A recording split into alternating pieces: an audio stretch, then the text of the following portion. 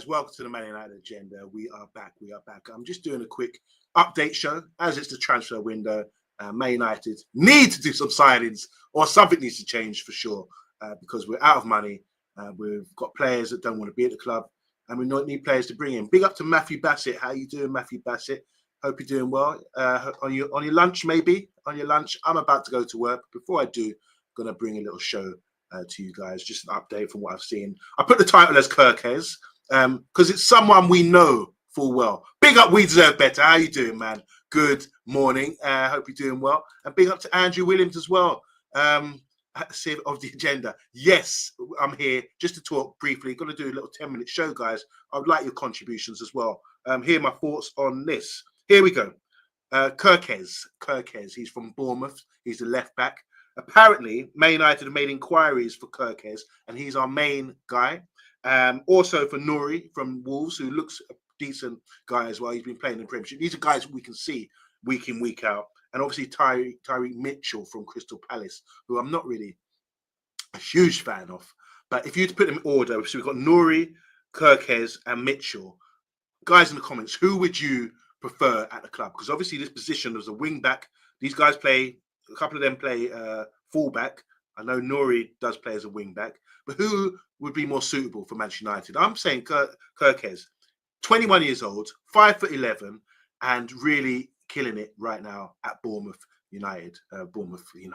Hopefully he'll be Man United very soon. So just go into the stats for this year. He's played 22 matches this year for Bournemouth, 2 goals, 3 assists, and only 3 yellow cards. Fantastic. That's even better than what he achieved last year. So obviously this is a guy on the rise. He played for AZ previously before signing for Bournemouth, just going back in history. He was at AC Milan initially. They saw something in him as a youngster. This is only in 2021. Didn't play any games there. Then he was sent to AZ, where he played 9 games for their reserve team. And then he played a whole season with them in the first team and got 33 appearances before being signed by Bournemouth in 2023. So obviously there's a huge talent there, and he's been doing the business from a young age. Let's see what you guys are saying. You're saying Kerkez, kites. I don't even mean that. Yeah, Kerkez, that's what you mean. Andrew Williams saying here there's about 150 decent left backs on the market, no doubt about it. But looking at the ones that we know, there's 3 now: Mitchell, Nouri, and Kerkez in the Premier League. Who do you guys prefer? We prefer Theo Hernandez from AC Milan, Nuno, but can't argue with Kerkez at all yet. Me neither. Shouldn't overpay because, as I said, there are many good ones on the market. And we've got one coming in, haven't we? We've already made a signing from South America. I think he's from Paraguay, Diego Leon. Will be coming through. Obviously, we don't know much about him, but that seems like one for the future. But you guys all seem to agree with me that Kerkez is the man. And Bournemouth are performing brilliantly right now, aren't they? Low budget. I know they made a big sell last year. It was Solanke going to Spurs. They brought in a Brazilian striker, and they've got a good base around them, haven't they? Big up to Overhead Kick. How you doing, Cammy? Nice to see you. Saw you on the show last night. Top draw. Obviously, yeah, this is a tough one, isn't it? We've got Alvaro Fernandez. We had him on our books. We sold him to Benfica, and there's a buyback clause for 16 million. So that could be good value for money. But why did we release him in the first place?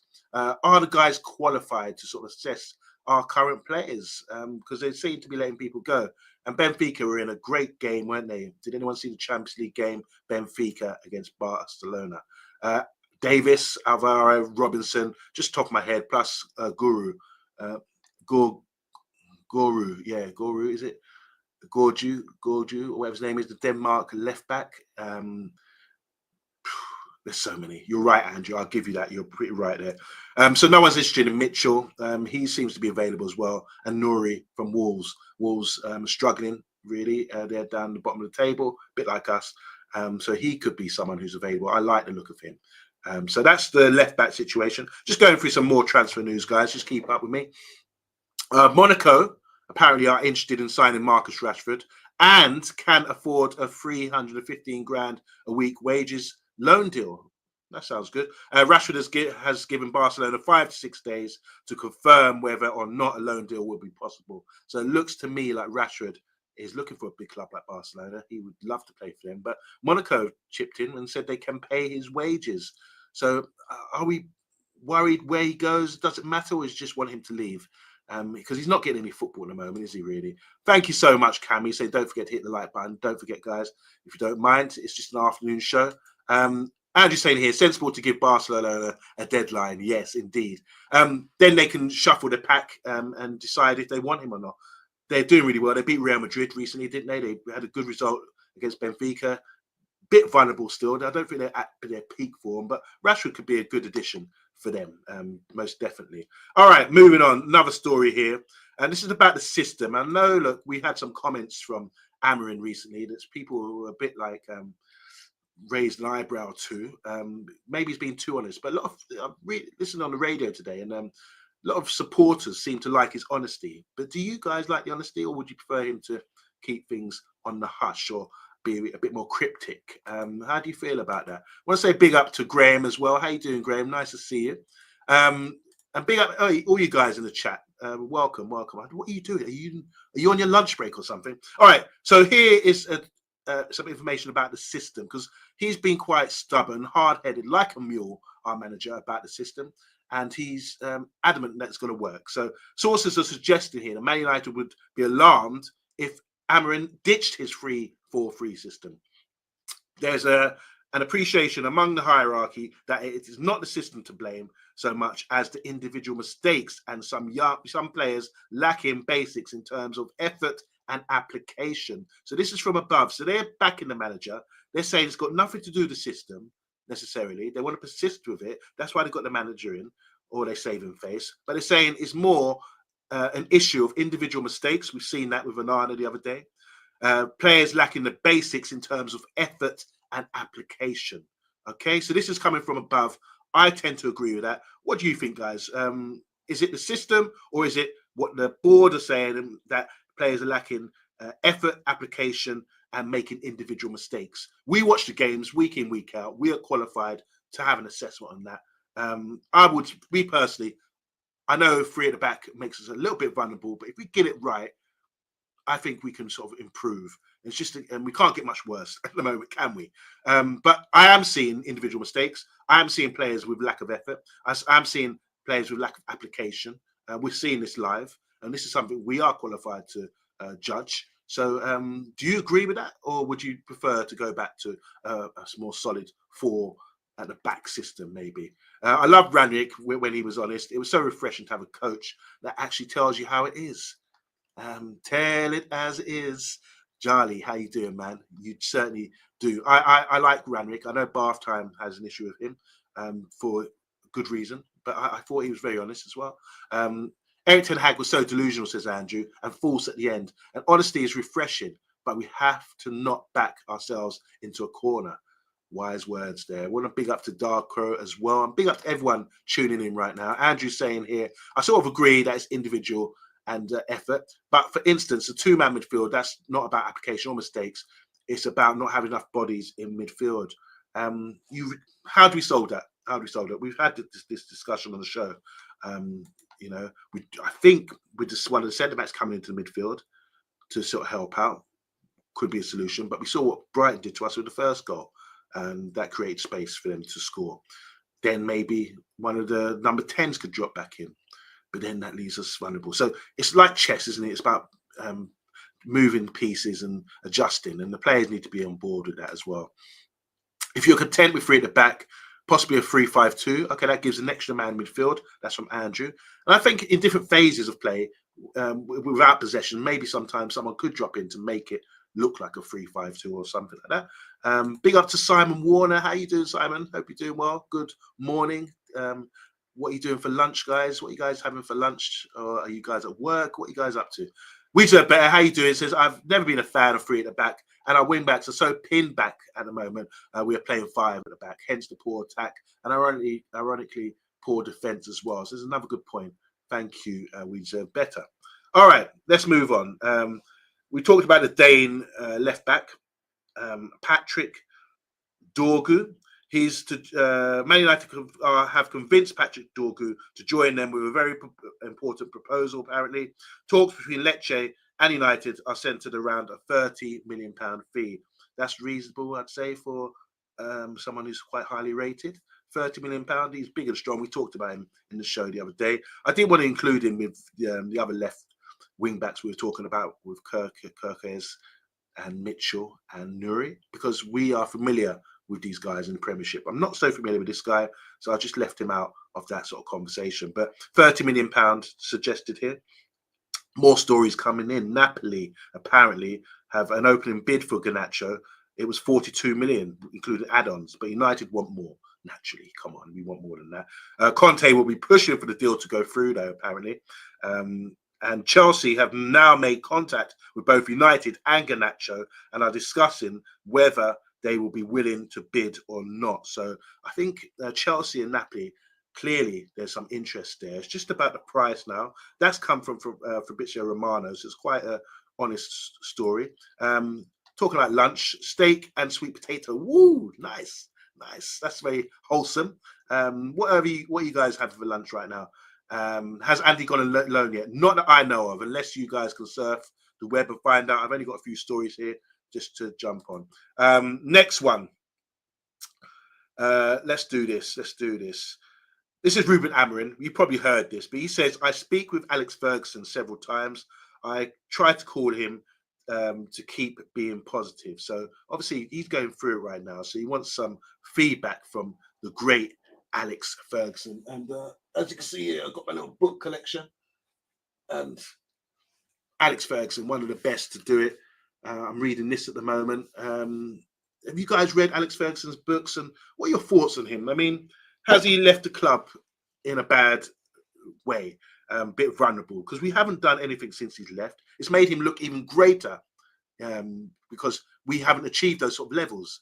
What we would have liked to have seen is Alex Ferguson leave the club in good hands where we can continue and maintain sort of high levels, but we haven't been able to do that. So I think it's a duty, of any manager, when you leave and hand over, you want to make sure everything is maintained to that sort of standard, and it hasn't been. I'm not pinning that on Alex Ferguson, but clearly he's still around the club, and I know there was a decision made not to have him so involved anymore, but Amorim is talking to him on the regs. He knows him, he's played against him as a manager as well. So yeah, it's still the Alex Ferguson effect is still around the club, looming around the club, and he still has a lot of influence, doesn't he? And I think anybody from our generation, Amorim's quite young, remember that, would admire Alex Ferguson and speak highly of him. So having him around just for a little feedback or just a little positive pump up or something like that would be beneficial maybe. Big up to Sub Vince as well. Unbelievable manager. As a man, he is lacking, though. That's from Andrew Williams, talking about Alex Ferguson. Moyes removed everyone that was left behind by Alex Ferguson. That's when the disaster started. See, that's a good point. I forgot completely about that. The McManus still, fallout still stings, no doubt about it. And the news, it's only a short show, so you can watch from the beginning, sub-vids, just touching on the left-back situation. Kerkez seems to me to be the most viable solution to that left-sided wing-back position. I used him as an example with Mitchell from Crystal Palace and Nuri from Wolves, players that we're aware of in the Premier League. And most of the guys in the comments and myself think Kerkez looks like the one, 5'11", 21 years old, and playing really well with 2 goals and a few assists this season already.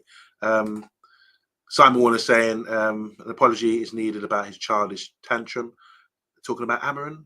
Are you right there? Okay. Gil, or was we talking about Ferguson? Gil leaving with Alex messed it all up, says we deserve better. Yeah. Seems such a long time ago, doesn't it? With all these figureheads in the club. It's a different generation now. We're like 10, 12 years on from all that. And yeah, we're in a mess right now. We're really in a mess.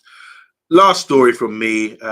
You guys might laugh at this one, but interesting. I find this one an interesting story because we're going to wrap it up very soon.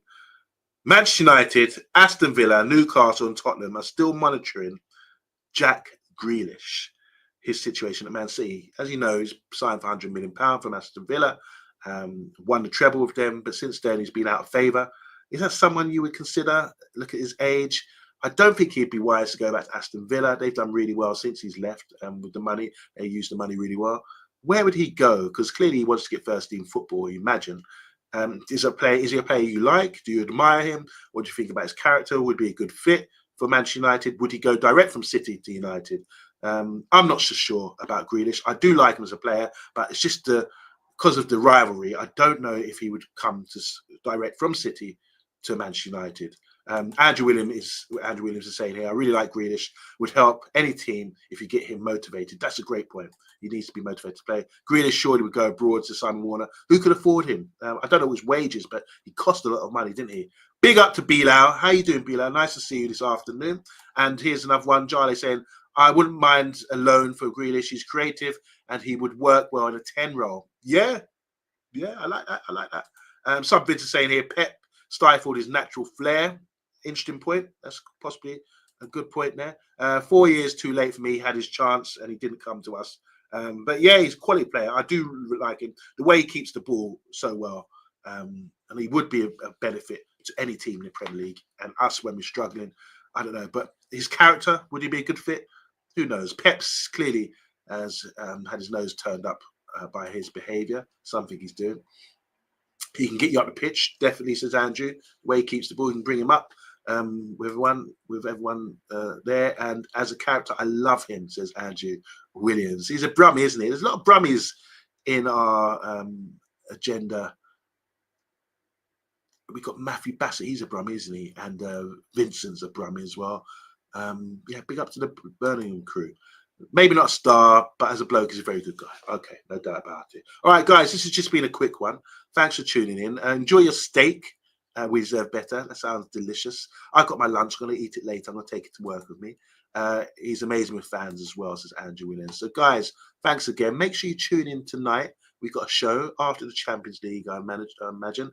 And big up to Overheads. He's saying here, enjoying my salad for lunch. Great show. Big up, lunch break over for me. Big up everyone. Hit the like. Much love. Thank you so much. Fish and chips from Simon Warner and excellent quickie.